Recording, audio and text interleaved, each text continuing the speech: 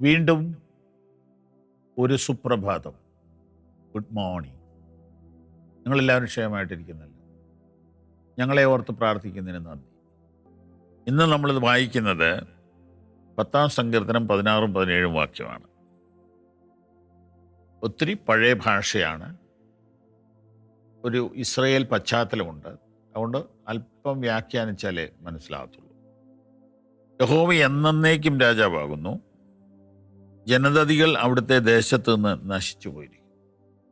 The Lord is king forever and ever. The nations will disappear from his land. ഏതാ his land?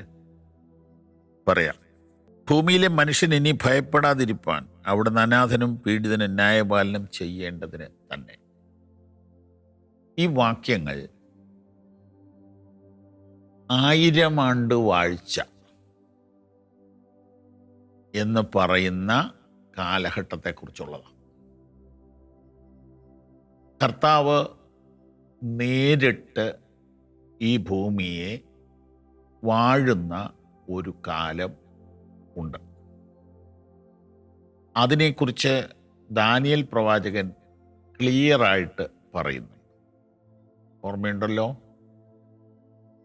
ഒരു രാജാവ് നീതിയോടെ വാഴും, അവൻ്റെ പ്രഭുക്കന്മാർ ന്യായത്തോടെ അധികാരം നടത്തും.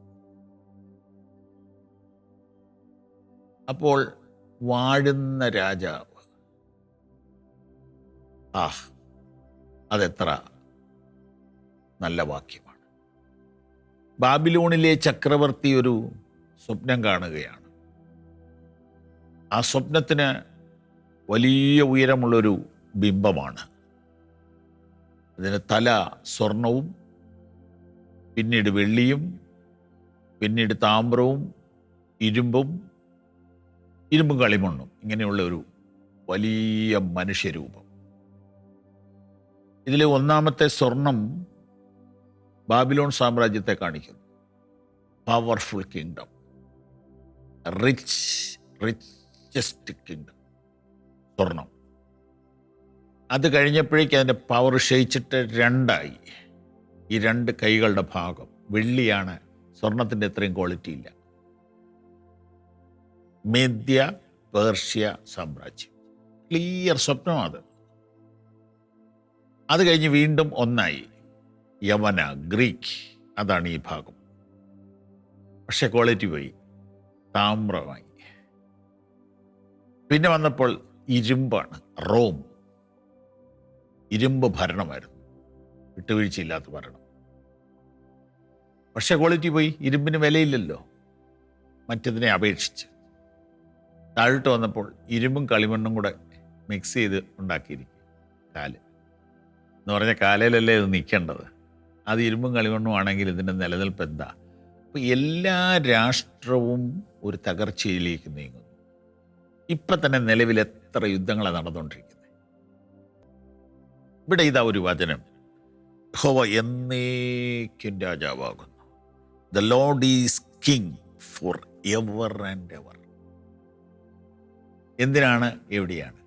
ജെറുസലേമിനെ ക്യാപിറ്റൽ സിറ്റി ആക്കിക്കൊണ്ട് യേശുക്രിസ്തു രാജാവായി വാഴും. അന്ന് അവിടുത്തെ തിരഹിതത്തിന് യോജിക്കാത്ത എല്ലാവരും ഔട്ടാവും. അന്ന് വിശുദ്ധന്മാർ അവനോടുകൂടെ ലോകത്തെ വാഴുമെന്നാണ് തിരുവചനം പറയുന്നത്. ആ നല്ല ദിവസത്തിനായിട്ട് നമുക്ക് കാത്തിരിക്കാം. തിരുവെഴുത്ത് എന്തു പറയുന്നെന്ന് ഞാൻ പറയട്ടെ. നാം അവനോടുകൂടെ മരിച്ചുവെങ്കിൽ കൂടെ ജീവിക്കും, നാം അവനോടുകൂടെ സഹിക്കുന്നുവെങ്കിൽ കൂടെ വാഴും. നാം തള്ളിപ്പറയുന്നുവെങ്കിൽ അവൻ നമ്മയും തള്ളിപ്പറയും. നാം അവിശ്വസ്തരായി തീർന്നാലും അവൻ വിശ്വസ്തനായി പാർക്കും. തൻ്റെ സ്വഭാവം ജയിപ്പാൻ അവന് കഴിയുകയില്ല. നമ്മുടെ ഭാഗത്ത് കുറവുകളൊക്കെ ഉണ്ടെങ്കിലും കർത്താവ് നമ്മളെ തള്ളിക്കളയാതെ നിർത്തിയതിനായിട്ട് സ്തോത്രം പറയാം. ഈ വാക്യം നിങ്ങൾ പറ്റുമെങ്കിൽ തിമോത്തിയോസിൻ്റെ ലേഖനത്തിൽ പോയി വീണ്ടും വീണ്ടും വായിക്കണം. 2-ാമത്തെ അധ്യായത്തിൽ, സഹിക്കുന്നുവെങ്കിൽ കൂടെ വാഴും. യേശുക്രിസ്തു ഫോർ എവർ ആൻഡ് എവർ, എന്നും എന്നേക്കും രാജാവായിരിക്കും. അന്ന് അവനോടുകൂടെ വാഴേണ്ട നമ്മൾ ഇന്ന് അല്പം സഹിക്കാൻ ഏൽപ്പിച്ചു കൊടുക്കാം. ആമേൻ ആൻഡ് ആമേൻ.